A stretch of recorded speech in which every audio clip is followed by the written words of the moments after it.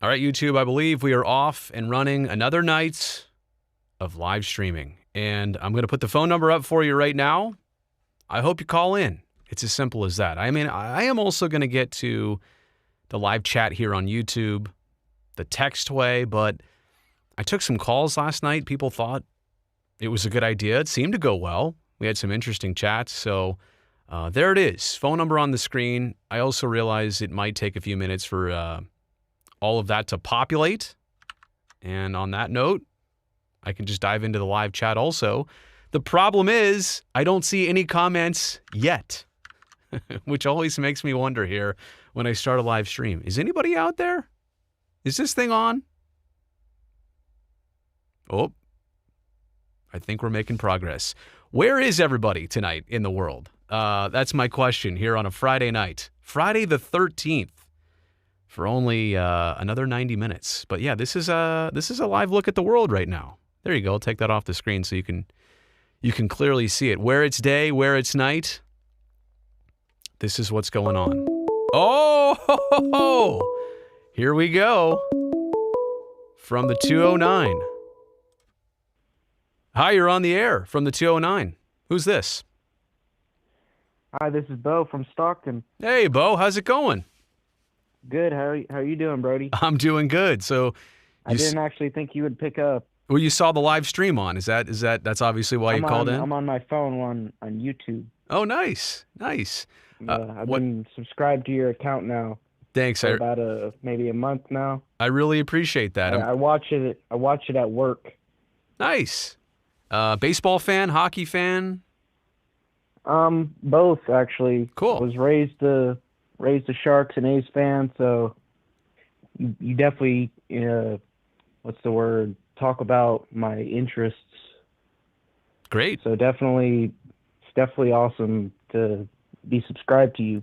Hey, I appreciate you doing that. And the last couple months, we've had a lot of new people join the channel, so I'm trying to just be as, interactive as possible and see who's out there, see who's out there, what they're interested in, and see what I can provide for you. So, what's it like in Stockton tonight, man? What are you up to? Well, just got home from work a few hours ago, so I'm just hanging out. I'm bummed out that the A's lost. Yeah. Oh well. The good streaks always come to kind of a deflating end. I feel like tonight, 8-6, it was more, and I don't know how much you saw or heard at work, but more like a game where the A's lost than the Rangers won. And I also... I heard they had 3 errors. They did, yeah. Couple unearned runs, and I can't figure out what it is with Houston this year. They have the A's number. You know what I'm saying? Sorry, not Houston. Texas. Arlington's what I was thinking of. They have the A's number. They're 25 games below 500, and for whatever reason, they've beat the A's way too many times. So one of those frustrating nights. Definitely. Hey, what do you do? I'm a host. At a restaurant. At a restaurant. Okay. How's that going these days? It could be better, but get to work in the mornings and have dinner with my family. So I guess that's good. That's good. Yeah, it's everything is a sacrifice, especially so these days. You know what I'm saying? Yes. Especially in this current climate. So definitely. Well, if there's nothing else, man, I'm glad you called in. Nice to say hi, Bo and Bro. There you go.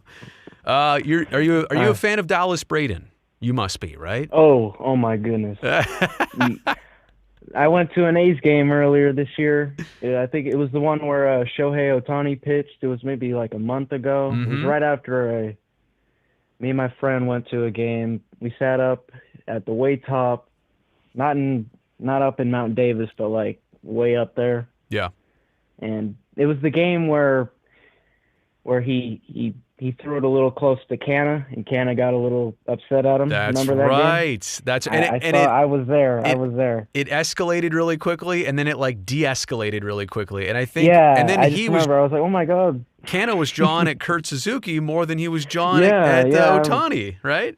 Yeah, I remember Kurt Suzuki too. He was one of my favorites growing up. Yeah. Well, you know what? You sound like a Definitely. longtime A's fan, so or long enough. You know what you're Yeah, talking about. So I remember Dallas Braden. I remember he had his perfect game, and that since he's from Stockton, of course, the 209. Yep. He's like a hero to me. It's awesome. I guess. Well, he's a just good dude. Honestly, if you're around him at any length of time, you get to realize pretty quick. Like he loves what he's doing. He loves baseball. Genuinely a good dude. So Yeah. cool.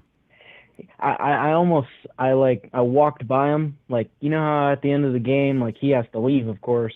Yeah. So he snuck out, and like I was walking through to the exit, and my friend was like, "Oh my God, Dallas Braden just walked by," and I was so upset because I want to get his autograph and like a picture with him because he's just he's a character, and he's just someone you want to get a picture with.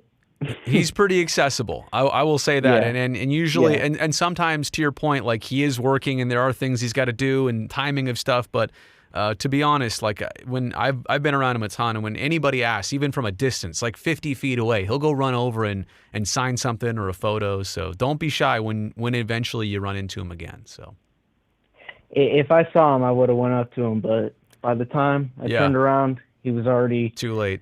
He ran off. Sounds like DB. But that was a great day. Yeah. Well, that win. Glad you got out to a game this year, and hopefully maybe another one before it's all over. I'm thinking of going to the next Friday against the Giants. That seems like it might be exciting and equally important.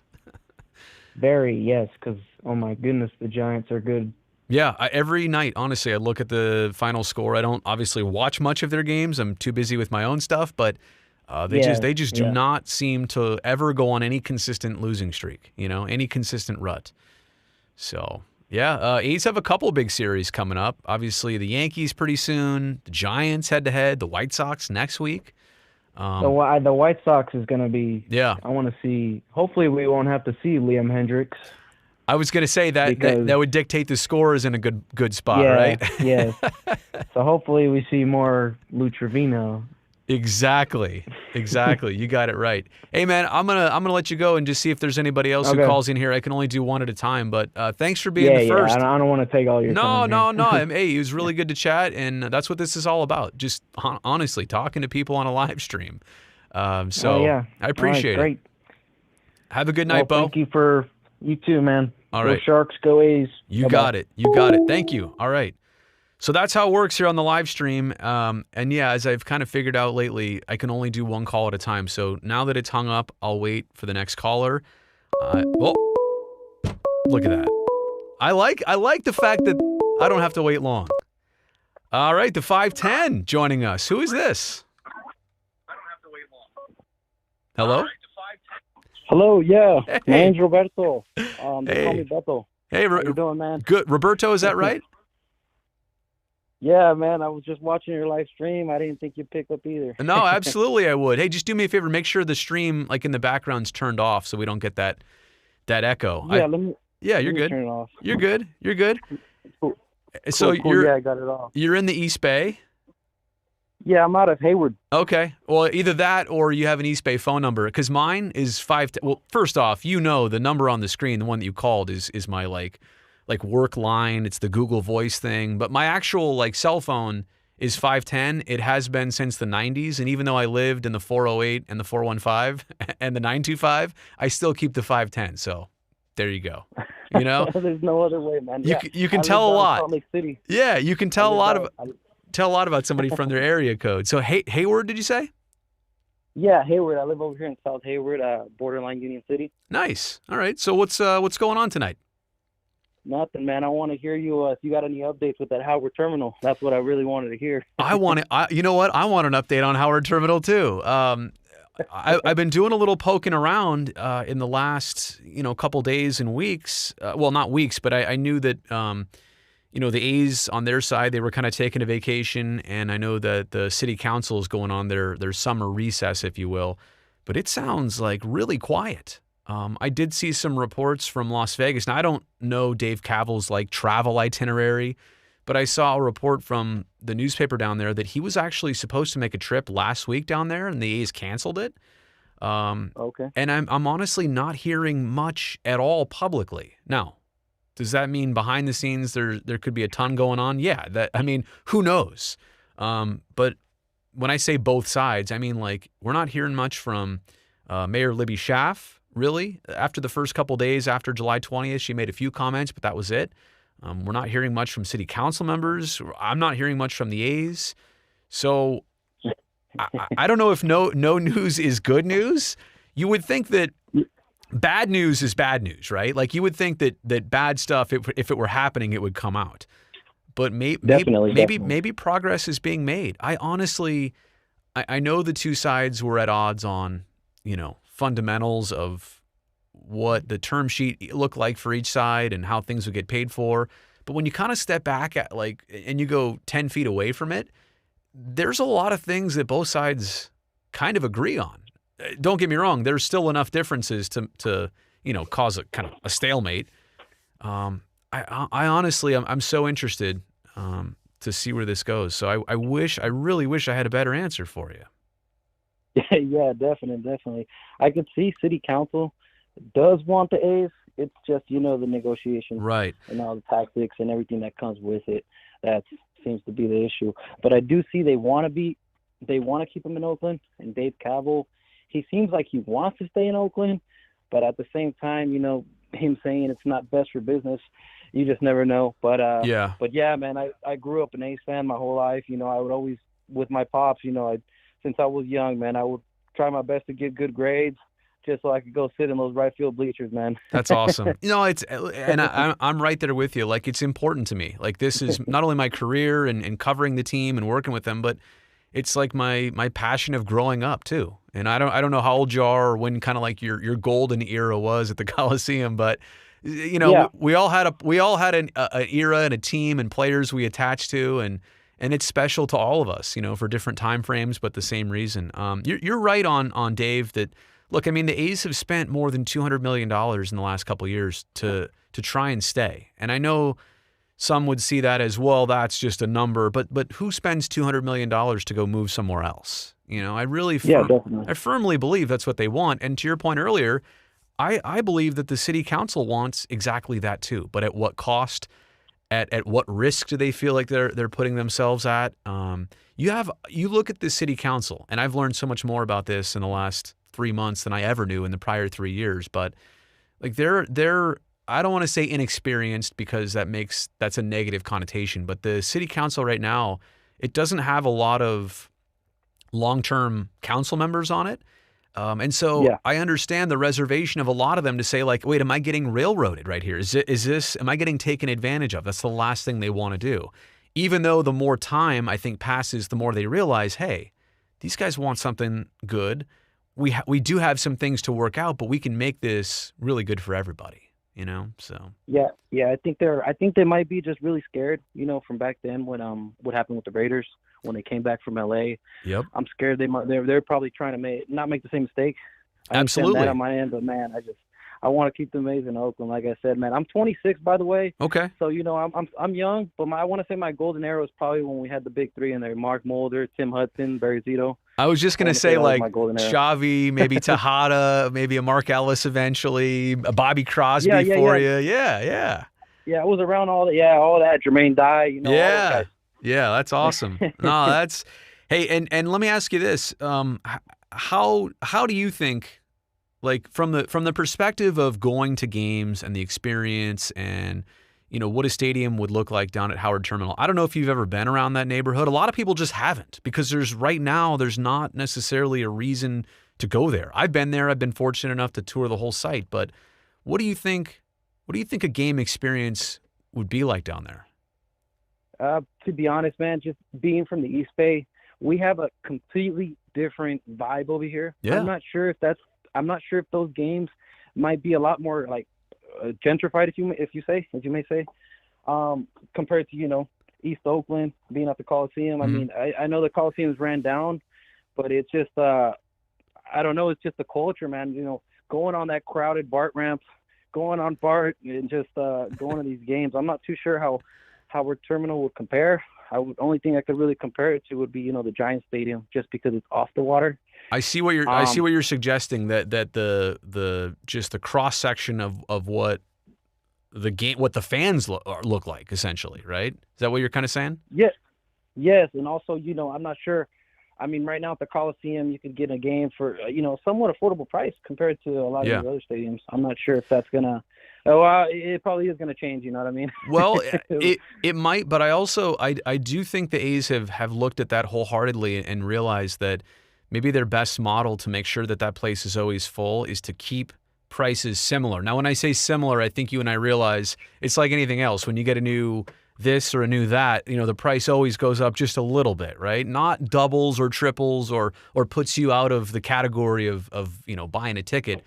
I would suspect that everything goes up a little bit, but was it the Atlanta Falcons recently who I saw they have this model of pricing, like, for example, for concessions at the game, where like a hot dog is never more than $5 or a beer is never more than $6 or $7. You're not paying $17 for a pint. You know what I'm saying? That's ridiculous. I hope they can model a little bit after that and go for more quantity of sale rather than we're only going to sell 20 of these, so we need to jack it up to 3 times the price it used to be. So. I probably can't speak to all that entirely, but I totally understand your point. Yeah, and it's gonna either way. It's gonna draw a new crowd. It's not just gonna be the A's fans that have been there for a while at the Coliseum. It's not gonna be just the guys in those bleacher seats. It's gonna be a lot more. I think just a lot more people are gonna be A's fans just because of that spot. To be honest, that's a great point. I think it's going to draw more casual baseball fans. Well, first off, 2 things. I think it's going to draw a lot of fans who have always loved the A's. They just weren't enticed by the Coliseum. Like, they're just like, nah, I'm over that. I want to see something new. But I also agree with you that you're going to see a lot more casual baseball fans show up to A's games. Now, that's the same thing that A's fans have been ragging on with the Giants fans for the last 20 years. Fans at the game and, they're on their phone the whole time or, drinking wine and eating cheese and crackers.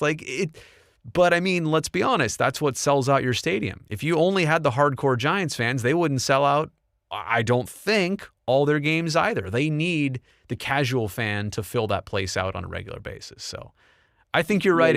I do think you're right in a lot of that. I really do. So, and I hope you and I get to see it. Yeah, definitely. But yeah, my experience at the game, it probably will be a little bit more like the Giants, but we will have a lot of, like you said, fans that probably haven't came out to the games.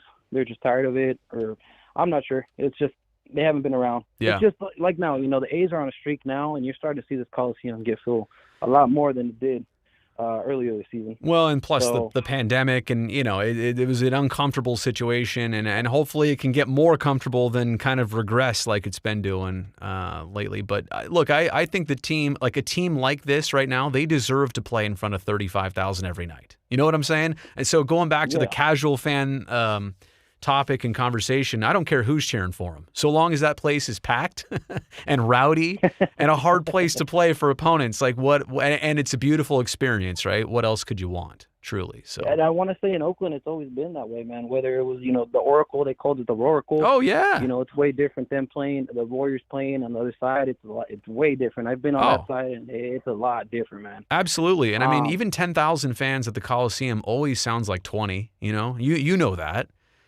Oh man, and that at the Raider games back then, man. Oh man, that was. There's nothing that can compare to Raider games.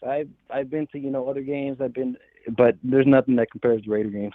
Loud wise and the people and the crowd, everybody seems to be into it, man.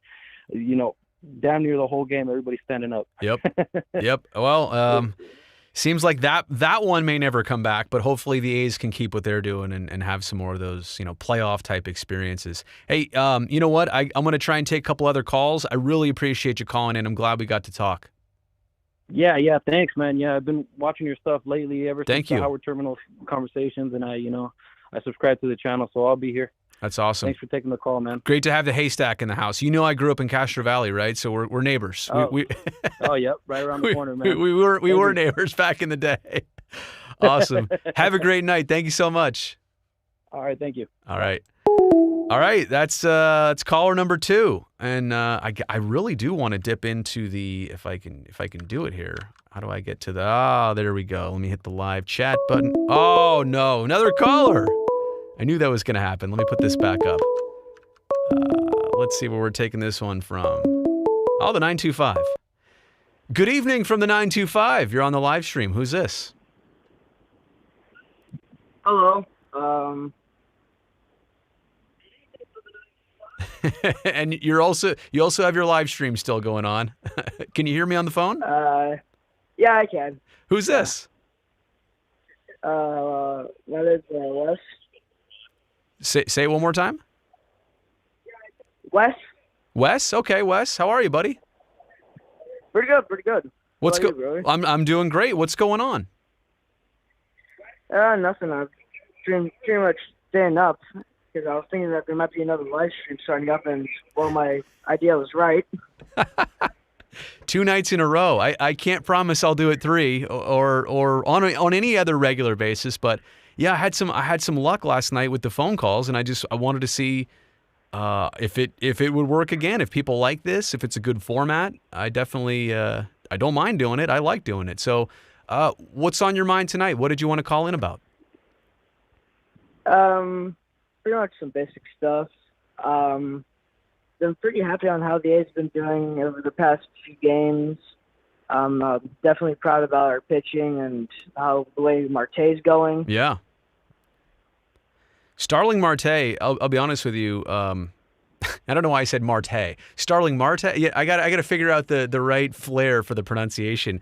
But you know, when Luzardo got traded for Marte, I think everybody was more fixated on, oh my gosh, Luzardo is leaving, and that's a big piece for the future, and a player who could pan out huge in this year, next year, at some point, just never really did with the A's. But I think what you realize now is that the A's got the instant return on Starling Marte that they could absolutely hope for. It was a good transaction. Like, both sides got something that was exactly what they wanted. So I like him. I understand it's most likely a rental situation, but dang, he is good here for this team now and hopefully down the stretch. So what else is on your mind? Yeah, I remember.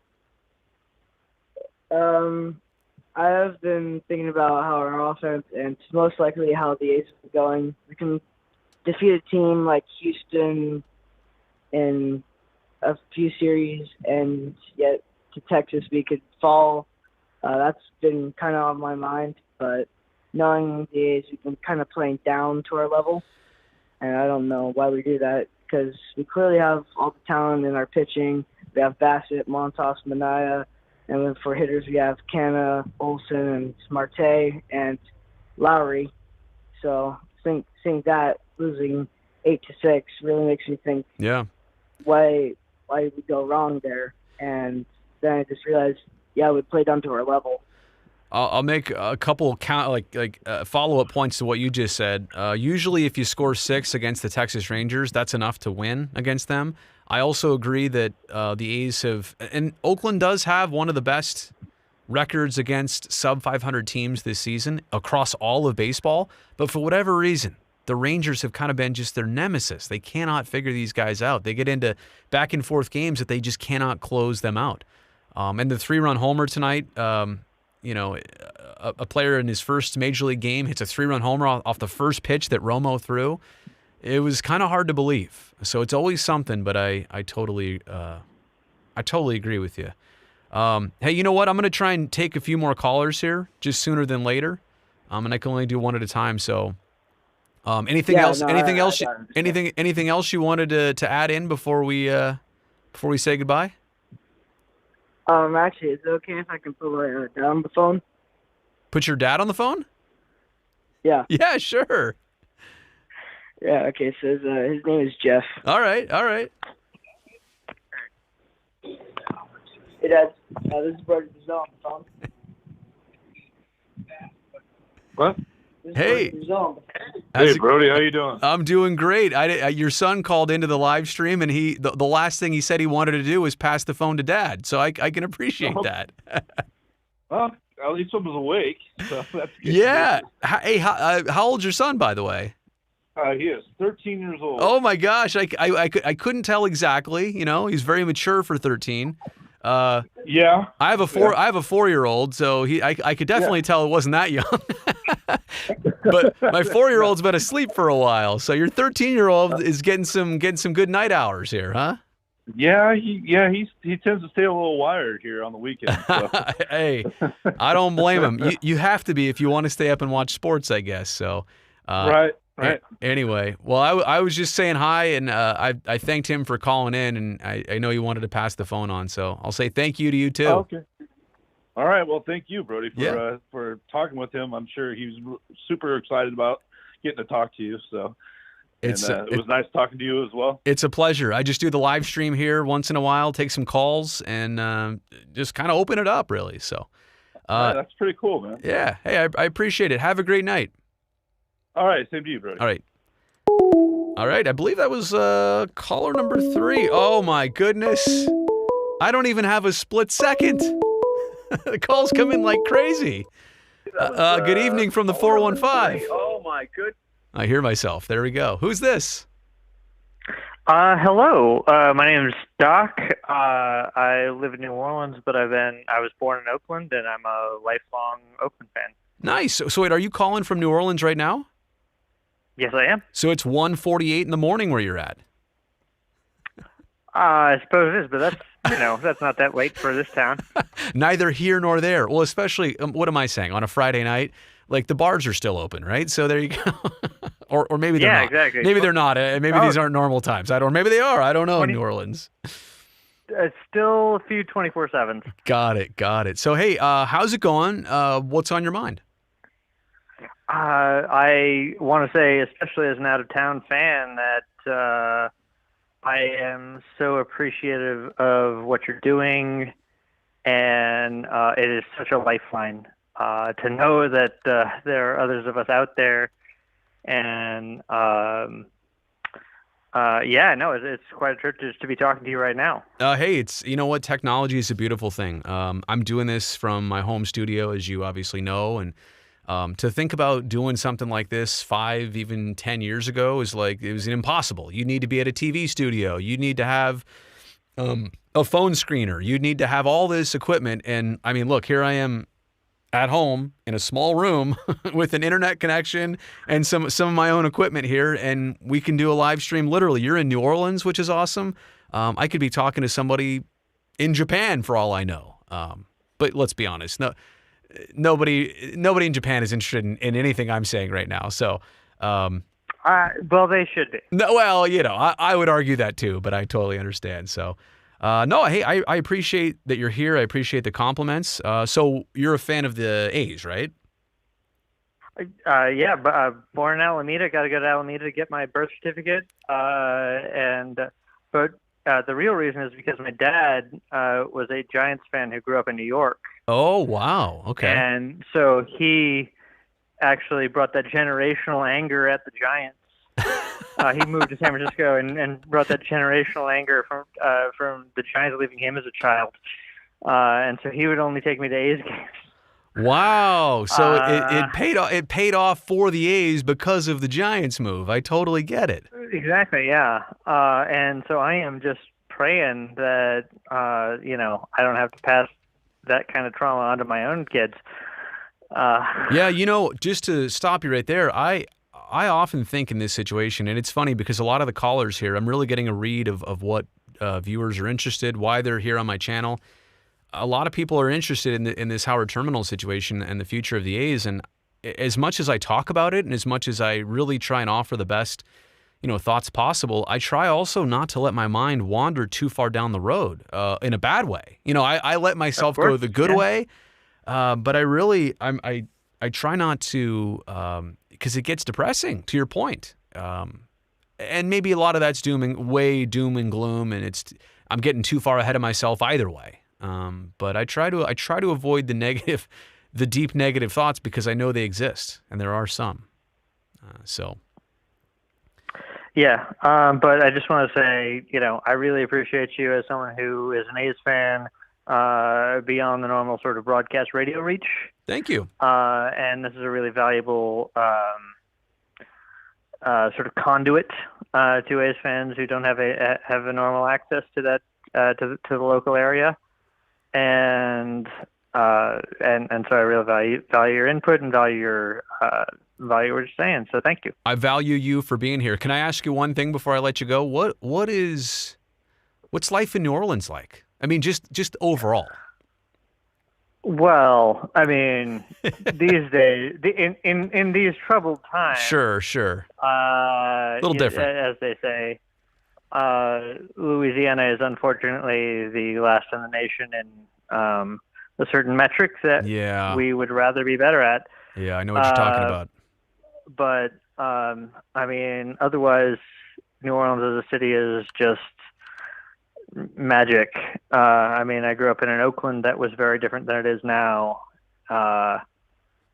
and I find a lot of cultural similarity with New Orleans in how genuinely multicultural and neighborhoodish it is as as Oakland ceased to be in my lifetime. Interesting. So, but if you're saying that New Orleans in a lot of ways reminds you of the Oakland that you loved. Silicon Valley moved into Oakland. I moved to a city that is more racially integrated as the Oakland that I grew up in was. Got it. Well, hey, you know what? It's always I've been there once or twice, and you know what's weird is when you visit someplace, you feel like, oh, I know what this is all about, and in reality, you kind of do. You do a bit, but you really don't. You know what I mean?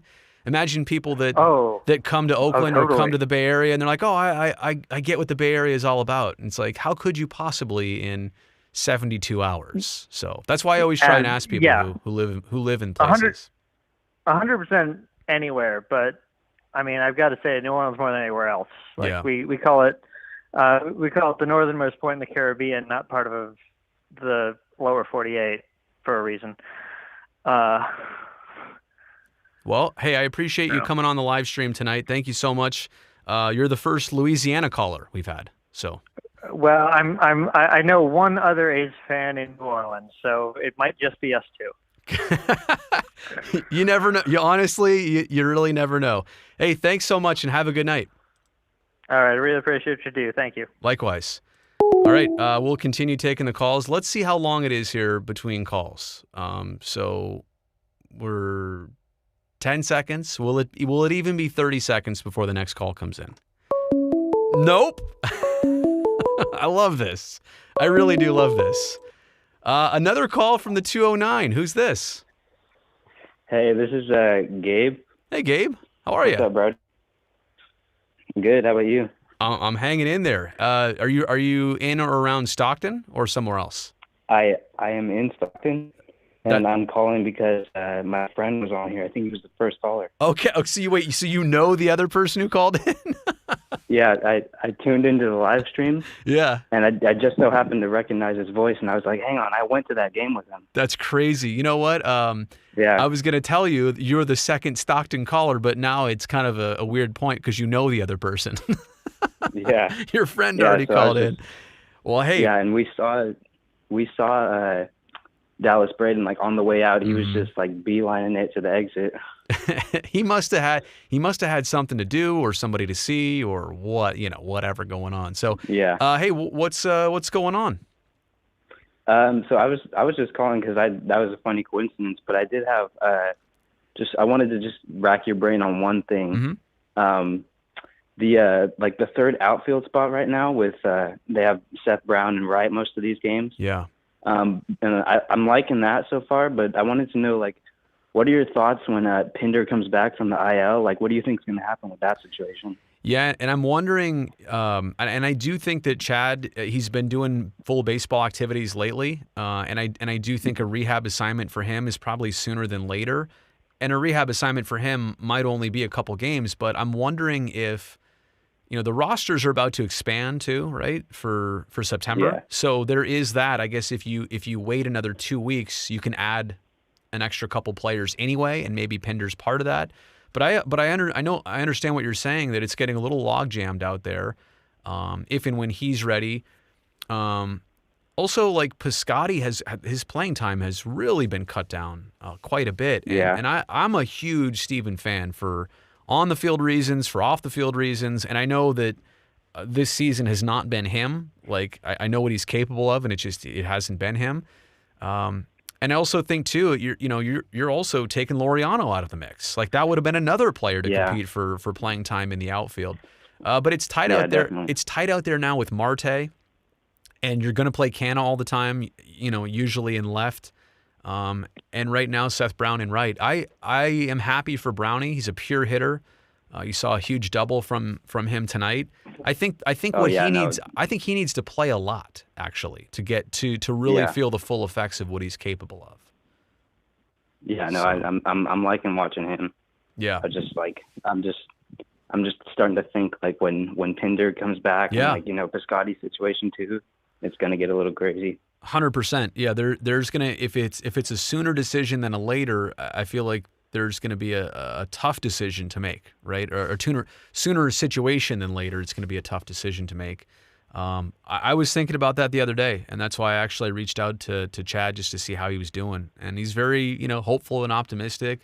I'm a big Pinder guy. Is that the reason why you're asking too? You like Chad? Yeah, I'm a pretty big fan of him. Yeah. Too. Last year, I thought when he filled in for Chapman at third base, especially in the playoffs, man, what would they have done without Pinder? Yeah, he was awesome. He was a monster, and I feel bad, man. He had the knee. He's literally had a knee injury at the beginning of the year, and then the hamstring kept him out. Did he have another quad injury too? Like he's just been so beat up this season. Yeah, but his huge hit in the wild card series pretty much propelled us past the White Sox. Yeah. Last year. That's right. He was the first series this year against the Astros. He was doing great out in right field too. Yeah. No, he was one of the only shining stars, honestly, at the beginning of the year. Yeah. No, I love Chad, and I want him back, but I agree it's a difficult personnel decision to make after that. So I wish I had a better answer for you, other than the fact that it's not something you have to worry about September 1st on, right? So the last month of the year, you can carry a couple extra players, and it's no big deal. Yeah. So, cool, man. Well, hey, thanks for calling in. I really appreciate it. Small world, huh? Yeah. Yeah, it really is. All right. Thank you, buddy. Absolutely. I'm glad you found the channel here. So have a good night. Yeah, thanks. You too. All right. I will take a quick look, as I have been doing here, at the actual live chat. This is more of a phone call situation, so I'm just kind of peeking in here to make sure that nobody's saying, hey, I can't hear you, or I can't hear the callers, or there's something wrong with the stream. It's been like 15 seconds and nobody new called in. Maybe I'm done for the night. Maybe nobody. Oh. I get a kick out of that. I really do. All right, here we go. Good evening from the 408. Who's this? This is Eden. Eden, how are you? I'm doing really well. Hey, do me a favor. Turn down the computer in the background, or whatever you're. Okay. Yeah, whatever you got it streaming on, so we don't hear the echo. Yeah, it's off. Oh, awesome. Hey, what's going on? I was just on YouTube, and I saw Brody's video pulled up, and I thought I'd give him a call. I appreciate that. So you're in the South Bay. You're a hockey fan, a baseball fan.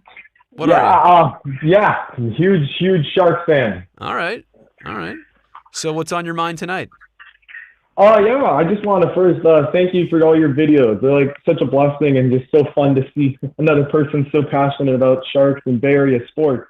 Hey, my pleasure. It is work, kind of, but it's not work also at the same time.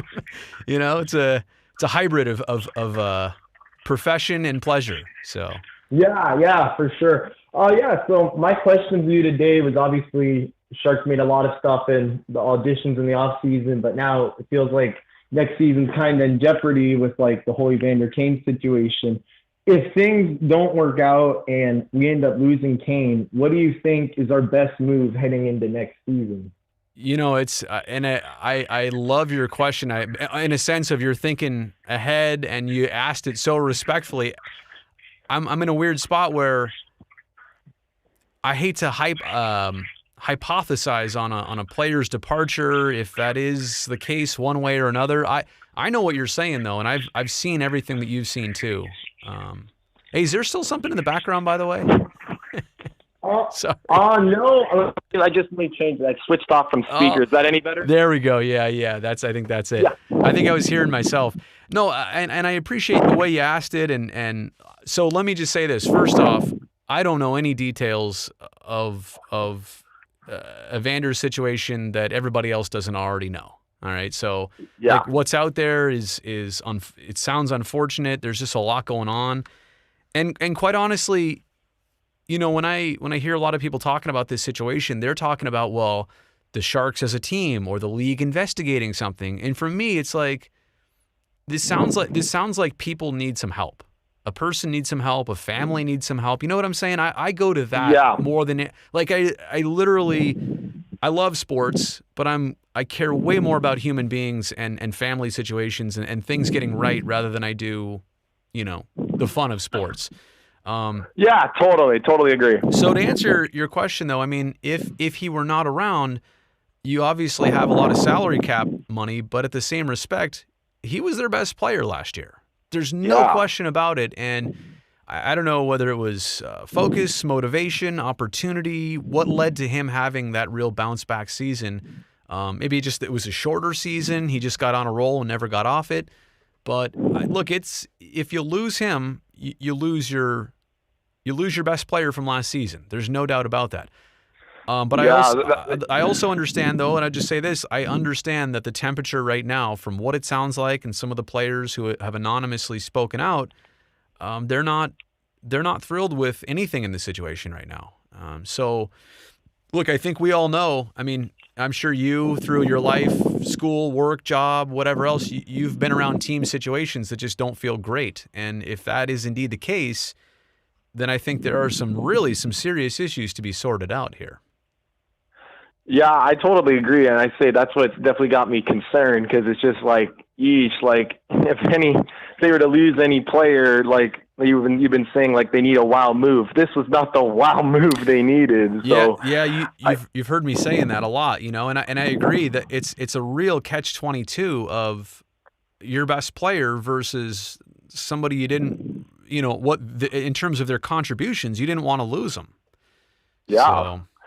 No, I agree. And then my last question for you is, heading into this next Shark season, what do you think needs to happen for this team to make the playoffs? Because obviously, like, aside from the Evander Kane situation, that hopefully sorts itself out. But what would you say are like 2 or 3 things you'd look for to do to make strides to try to get to the playoffs? Well, number one is the combo, and maybe this is 2 things in one. It's team defense and goaltending, and all in the same breath.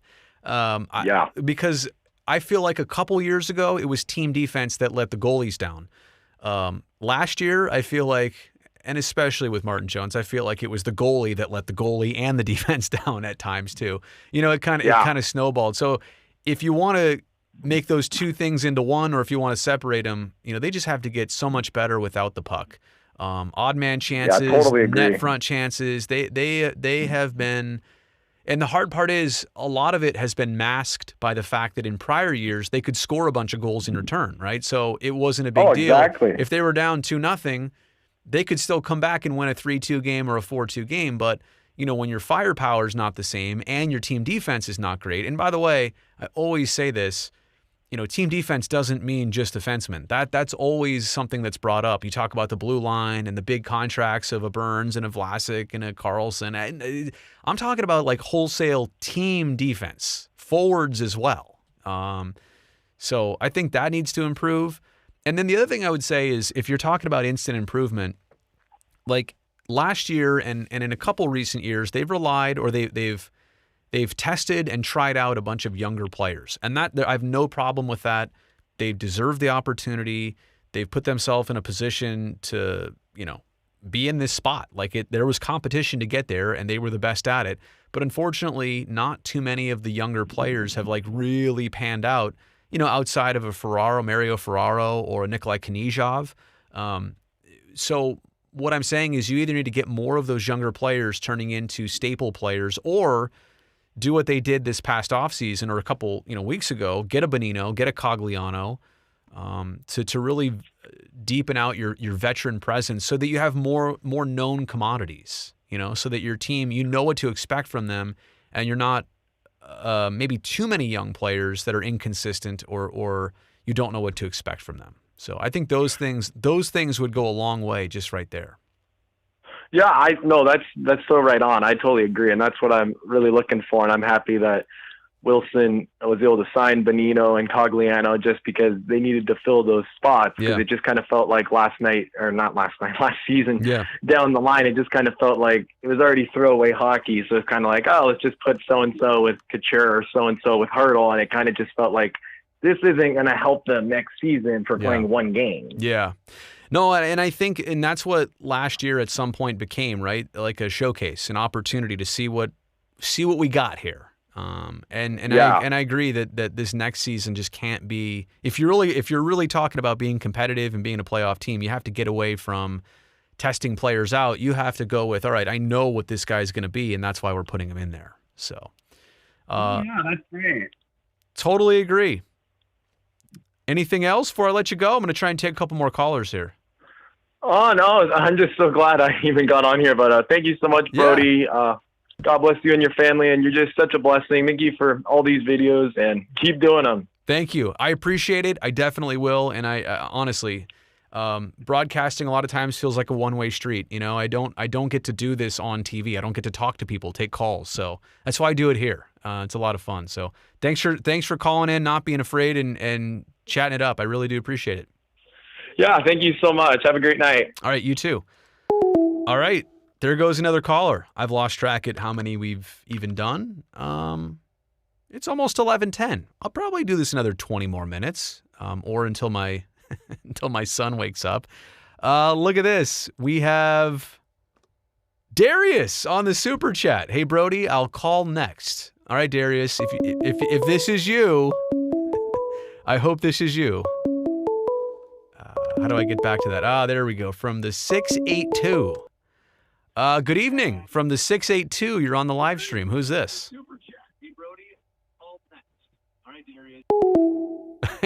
It's somebody who hung up on me. Okay.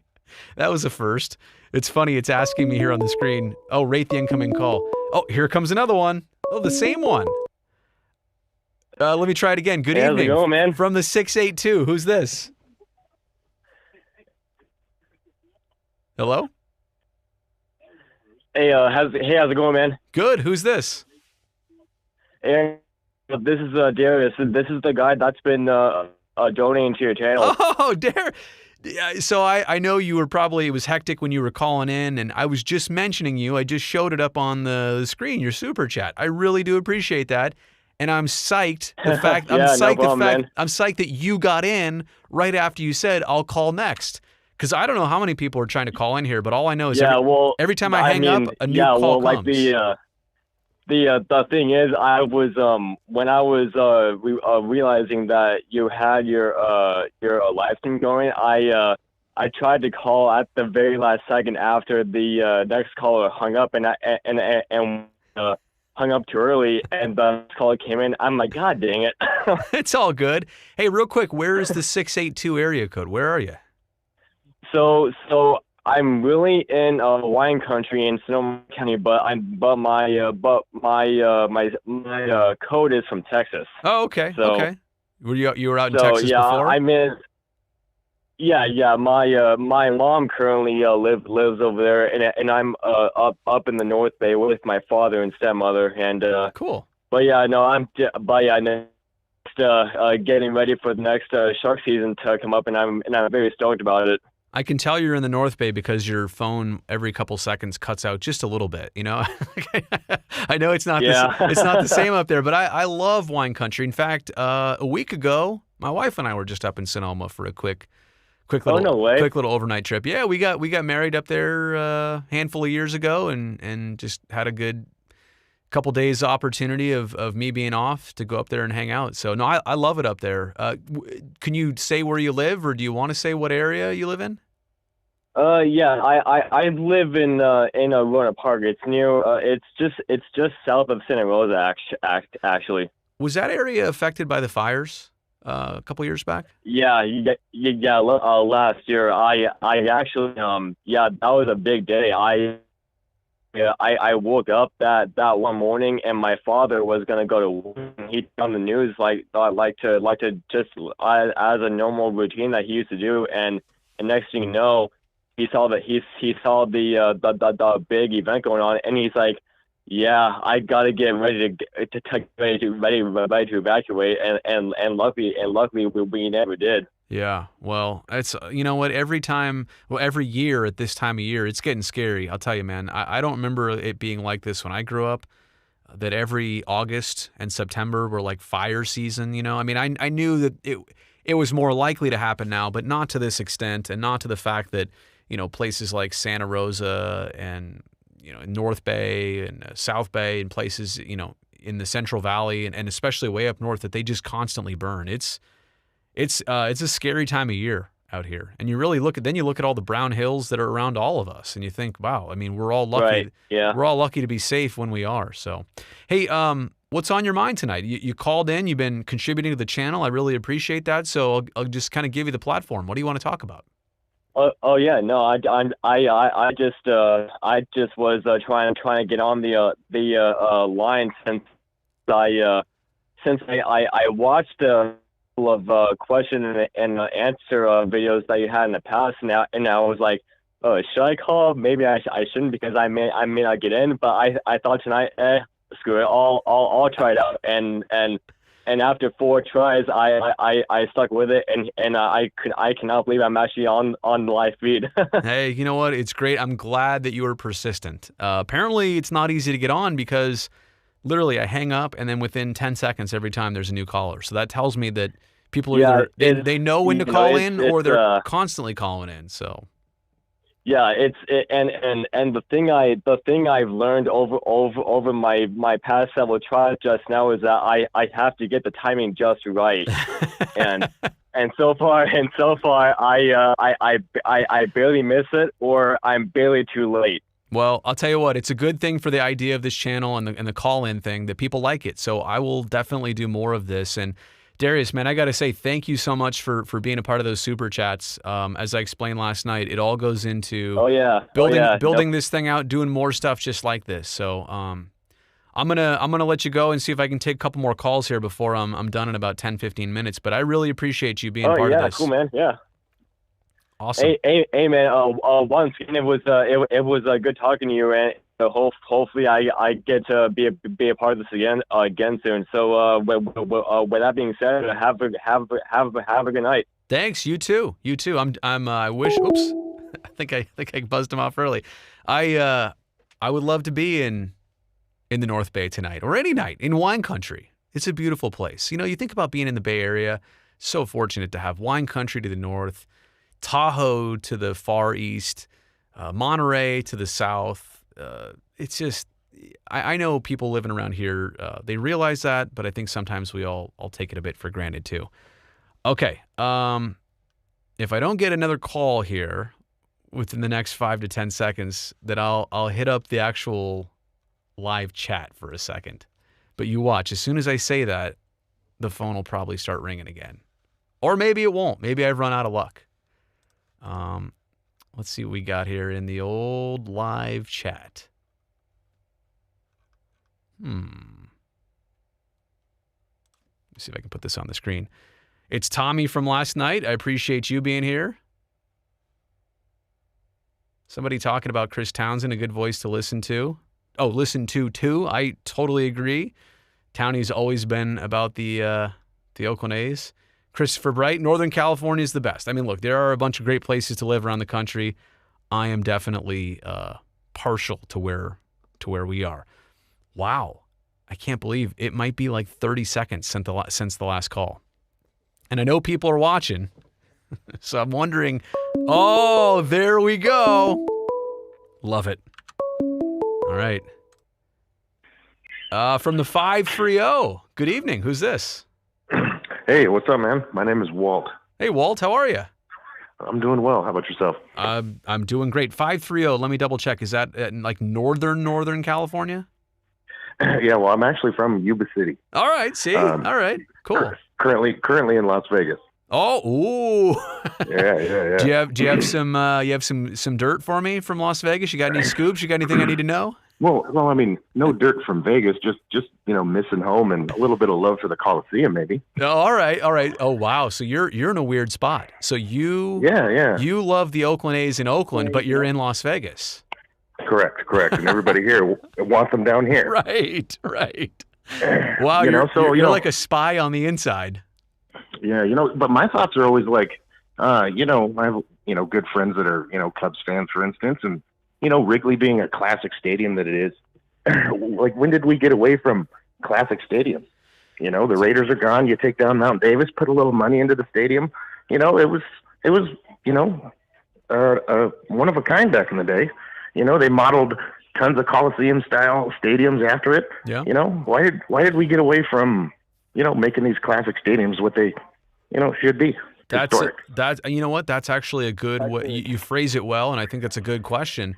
I think, and I've considered this over the years too. I think where they went wrong is that for decades it remained untouched. I mean, what improvements were made at the Coliseum? All of the 80s, basically, like major improvements, hardly any. Like it didn't change at all. Yeah. The only thing that happened in the 90s was that they ripped out the bleachers and put up Mount Davis, from 94 to like 96. Which was a travesty in itself. Absolutely. And then they didn't touch the rest. Honestly, the rest of the circular bowl, it never got improved on like a place like Dodger Stadium did over the years, or even like Angel Stadium, because people always point to Angel Stadium. Well, how could they play in that? Yeah, but that place has been gutted and renovated like 3 times over, so it's not even the same place. So I think the reason that it's especially urgent with the A's is because you look at a building that has not been improved, and now it's like decades behind of its competition. Don't get me wrong. I do know that it is a pipe dream, but love for the Coliseum. I love that place. I mean, the field is so beautiful and so green. I even love the foul territory. As much as there is, I love it. Well, and I also think too that it would be like the other problem is if you put all that money into upgrading it and redoing it. I mean, you'd have to do some major work. Like the concourses are not wide enough. I mean, But at the same respect, like you'd be working at it for so long, where would their temporary home be? For like literally 2 years, probably. So, no, I hear you. I totally get it too, because there are, for me, the untouchables for me are Fenway Park, Wrigley Field, and Dodger Stadium. I think those trio, and it's kind of good how they're one East Coast, one Midwest, and one on the West Coast. Don't ever touch those.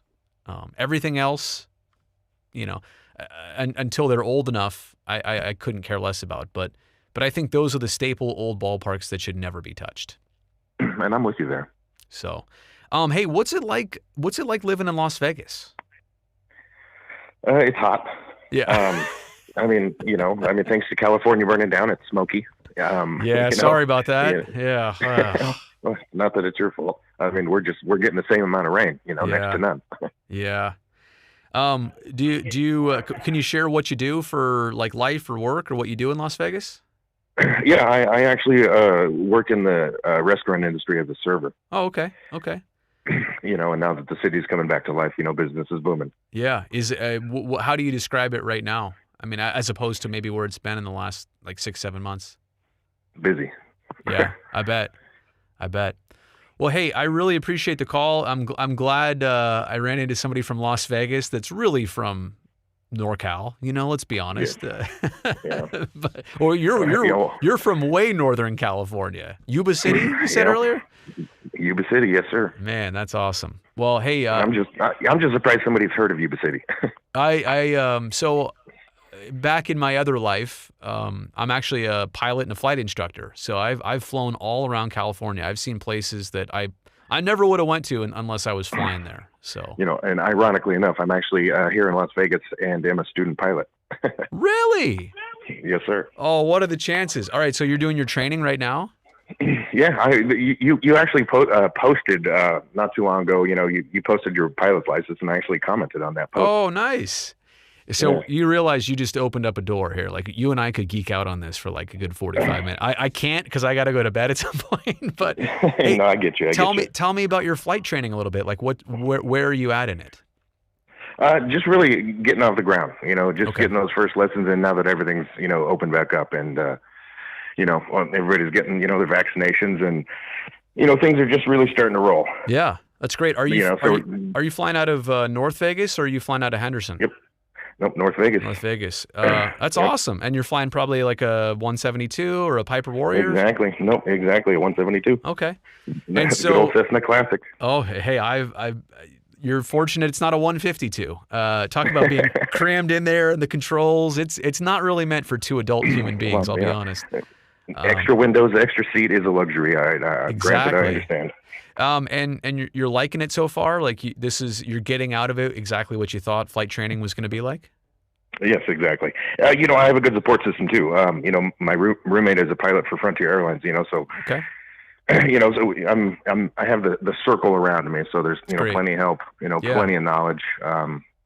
Always room for another flight instructor if you're always willing to give me a lesson or two. Hey, you know what? The number that you just called me in on, I always say text me on it, and if you want to talk about other stuff, and we keep in touch that way. It's a passion. I love flying. People know that I love sports, but I love flying equally. I just don't ever really have the platform to talk about it, or people don't want to hear about it. The other question I was going to ask was you being a pilot, have you ever been able to fly over a coliseum or a baseball stadium maybe at night and see something cool, maybe take an awesome picture? Or... well, there's the TFRs that you're not supposed to fly over crowded, stadiums and events and things like that. But I will say that over time, I'm pretty sure that I have flown over, because like landing at Oakland Airport, a lot of times they will vector you over or near the Coliseum, like on a right base for the Northfield part of the airport. But so I have, I've seen a bunch of it happens in a lot of cities. Oh yeah, absolutely. I've seen a bunch of cool things over the years. I'd have to rack my brain at stuff from the air, whether it was seeing like a C-17 about 1,000 feet below me on purpose. We were instrument flight conditions, and just kind of seeing it pop out of the clouds. There's been a lot of different cool things. I've seen sunsets. And what's unfortunate is in all those years, they were 7, 8, 9, 10 years ago, I didn't always have a good phone or a good camera to take pictures in the moment. All I have are crummy old pictures, like really low quality pictures of back in the day before I was a family guy and working a bunch. So I don't have a lot of great pictures of it, but hopefully. Well, what's more than that is you have the memory and the story. I do. No, and flight instructing, I'll tell you what, I did it for a year. I did almost 1,000 hours alone of just instruction, and it was a blast. I love teaching people like you who just love to fly and love the process. Well, that's the idea behind getting that CFI is to build those hours. Yeah, well, and that's kind of what I was doing until the next job came along, the next TV job came along. I was just trying out flying to see if that's the path I was going to take. But I just want to leave you with this, man. Getting your private pilot license, it's hard. It takes a lot more dedication. That's why not everybody does it. That's why not everybody chooses to finish it. But just know that you can get to the end, and obviously you've got resources. And when you do get to the end, it is such a sweet feeling. It's also a huge responsibility, right? You realize that what you've been given here is not the end of it. You haven't mastered it yet. Like nobody ever does. You're always going to want to keep continuing to learn and get better and keep yourself safe. But that's awesome. I'm glad I found that out. It's a crazy coincidence, but I hope you have fun with your training. Well, I appreciate hearing that, man. I hope you have a great night. Yeah, hey, when you make those landings, just hold the flare. Just hold the flare, right? Just nice, soft touchdown. That's all your passengers are ever going to care about. With all those touch and goes, man, I'll get good at it. Yeah. No worries there. Hey, practicing those, once you really get the hang of it, it becomes fun. Honestly, if you ask me what I want to do right now, if you and me went flying, I'd say let's just go in the pattern and make 20 landings. Like once you get it, there's no better feeling. So be safe and enjoy your training, and best of luck, all right? All right, thank you very much. Great talking to you. All right, man. Let me see here if I can do one more call on the live stream. It's 11:26. If I get one more caller here in the next couple minutes, we'll do that. Otherwise, it's getting a little hot. I don't know why this room gets so hot. And maybe it's the equipment. There it is, our last caller. I keep adjusting a fan that's below the desk here to keep me cool. All right, from the 408. Good evening. Who's this? Brody, my man, this is Joe. How you doing? Hey, Joe. How are you? Doing good. So I had a question. We've had full capacity outdoor sports. Football's done the same way. I'm curious what your thoughts are, and especially as we get to the fall with going back indoors with hockey and basketball. With Delta and Lambda and what other variants may come up with mask mandates and vaccination requirements. What are we looking at capacity-wise in the fall? I doubt we're getting 17,562 at the Shark Tank. The fact that you know the exact number that place holds is impressive. I want to commend you right there, Joe. That's a great way. I was a stagehand there for a good amount of years. Okay. I was going to say, like that, you asked the question the same way I would. You want to throw in a little particular knowledge to prove you know exactly what you're saying. No, you know what's crazy? I was asked this last night on the live stream, and I'm actually going to publish a part of it as a video probably coming up soon, but I'll just tell you here what I said. So opening night is October 16th. Do you feel like you know right now how the world's going to be in 2 months at all, like for good or bad? I mean, a large part of it is way up in the air right now. If you're asking me, if you're asking like tonight, I think there would be a pretty significant limitation on total capacity. Probably, the spacing is still a thing. Masks are definitely a thing indoors. Like that's whether you're working or at a restaurant or whatever, you're at a play, anything you're inside, the Bay Area counties have mandated that. So it is so hard to predict or know how exactly it's going to shake out. I'm certainly hoping, we all are, that things get a little bit better and ease up a little bit so that, capacity could be greater or limitations could be a bit less. But I also have to respect the system and the process that, this is not what the Sharks want. They're being held to the standards of the county, of what the league wants to do, what the Players Association needs. There are so many hands in this, it's hard to even kind of fathom how they all get together and figure this out. But there's also a lot of smart people in it too. So I'm sorry, I wish I had like a specific prediction or answer, but if you would ask me the same question 6 weeks ago, I would have said, I think 17,562 is a possibility. Like the way we're going, the way the trends are locally, nationally, everything was easing up, but obviously the last handful of weeks have turned a far different course, So I also want to point out too that, have you seen the Sharks schedule, by the way? Yeah, I've taken a couple peeks at it. So like there's 3 5-game road trips early on. And I'll tell you what, to me, just for San Jose alone, that helps because you don't have to have a front-heavy home schedule, right? So you don't have to worry about missing a ton of dates or missing a ton of big crowds for early dates. Instead, you're going to be on the road regardless. So, they're buying a little bit of time in that way. But I'll say this, man, I only want what's safe for people. I love the Sharks. You know that. I love hockey. I love this whole thing, but I don't want it to become, and I'm not saying it would be, but I would, it's the last thing I want is it to become a contribution to the problem, No, absolutely. And they know that too. Like the team doesn't, they're not trying to pull a fast one. They want to comply with everything that needs to happen. They're good people. They get it. But it's they were by far the strictest team in the league, I felt, when COVID ravaged and when they finally reopened. Well, they were, but because they were being mandated on what to do, right? Like, that's I know. And look, I mean, like I said, they want to. They also have their own opinions on what safety is. Like everybody's taking a certain level of precaution, right? But they're mandated by the county, the Santa Clara County is very tough on all this stuff. And, it's a hard debate. Everybody's got a different opinion on it, but I'm just here to say that I don't mind anything in the interest of safety. I think our entertainment sometimes, needs to take a back seat, but also for a lot of people here and people like you say yourself who worked at the arena, like these are jobs now we're talking about, So I certainly don't want to see people lose out on normal livelihood because of the pandemic continuing, So I have a lot of different feelings, but overall, I think just to try and be sensible about it is most important. So what do you think about all that? Absolutely. I've seen, I'm still in events, not at the arena, but elsewhere, but I've seen plenty of things go from full stream ahead towards the fall to, hey, Zoom's still pretty good. You know what's crazy is how many things these days are done via Zoom, and everybody just accepts it. And now everybody's a pro at Zoom. Like, they know how to instantly log on to a meeting and raise your hand and all this stuff. And I don't know about you, but as a broadcaster, like, I try and make these live streams of good quality, and you could hear me well and all that stuff, and the video's looking good. I got multiple cameras, but Zoom is just like such an S show. You know, it's like.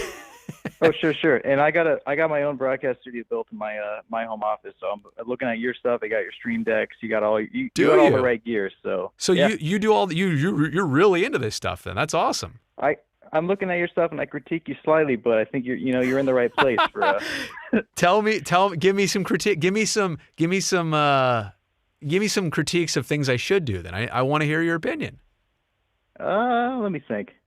Your flashy. Your flashy view meters are always in the red. Oh, you noticed? Yeah.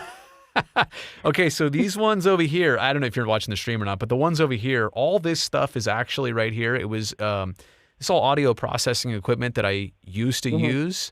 And now it's all eye candy, yeah. Yeah, it is. It really is. There's a headphone amp here on the very bottom that I'm plugged into right now. So obviously that's being used. But all this, there's a reason all this is on camera, to your point, is that so it can be seen. Yeah, it's flair. It is. I used to use all this stuff. Now, all my audio goes through this guy, the Universal Audio Apollo Twin X over here, and then the mixing board over here as well too. But yeah, to your point, I am peaking a lot more than I ever should be, and I'm sorry for that. I'm sorry. I'm sorry that the tech in you gets it and knows it's wrong. Hey, it's all good. You did a stream, I don't know, a couple weeks ago where you pulled the camera, you set up. I saw you running Companion on your stream decks, and I was like, I know he's what's up. He's repping Companion. I am, yeah. In fact, I do all this stuff here. I don't know how much let me minimize all this stuff here so I don't show people's phone numbers on the screen. Let me get all that stuff off the screen, but I'll put it on now. Like, I literally use my computer to do a bunch of stuff. You can see my audio like processing here now up on the screen. And then the way I've got the home studio set up, I use this a lot. This is called a Geochron. It's like a separate computer that feeds in like this world map, and it constantly updates. You can see the time and where the sun's at right now and where it's not. And then in addition to that, I also have, like, I can do graphics. Like, I haven't used this one in forever. This is an old graphic, but I can pull stuff up like that, or there's AJ Puck. I did a video on him recently, or sure. Laureano, or Chris Davis. So I have all that stuff. I can also do on here, if I do like an interview. Now, you're seeing the baseball split screen here. What I would also do is I would put like video of, a player in that little other window over here. So yeah, man, this stuff is so, like, the Stream Deck, the A10 Mini, the Companion software that I run, the Universal Audio Apollo Twin X, this stuff is just, it's crazy productive for a single dude like me, like, single person operation here making it happen. So it's crazy what a one-man band can do. It really is in 2021. To the point earlier about Zoom, it's a totally different world than it used to be. So cheers. Thanks for putting this on. I appreciate tuning in when I see it. You're going to be the last caller of the night, so I'm glad we went out on a good note. Thanks for chiming in. I appreciate it. All right, thanks, Brody. All right. That is going to do it here. That call is ended. Let me shut this down so I don't. Whoa. I don't want to quit it completely. Go away. There you go. All right. Yeah, but I'm just going to sign off and say thanks to everybody for being here again tonight. Apparently the call-in thing is pretty popular. If I kind of go back here to the stream, it's held solid at, I don't know, 40, 50, 60 people plus constantly, and people are tuning in for a decent amount of time. So maybe I'll do more of this. We'll do call-ins. We'll do hockey call-ins for that season. We'll do more baseball call-ins as the A's season gets really, really interesting. So that does it. Should I play us out with some jams here? Is this set up here? Oh yeah, that's good to go. All right. I'm gonna sign off. I don't know why that sounds funny. Something in my headphones sounds funny. Does this sound funny? This was not an NBC production, by the way. This Don't blame them for my bad production quality. This one's all me.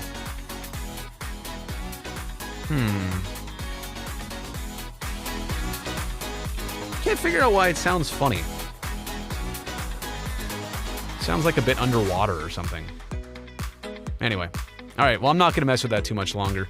That does it for the live stream tonight. Everybody, thank you so much for joining in. Have a good night. Bye.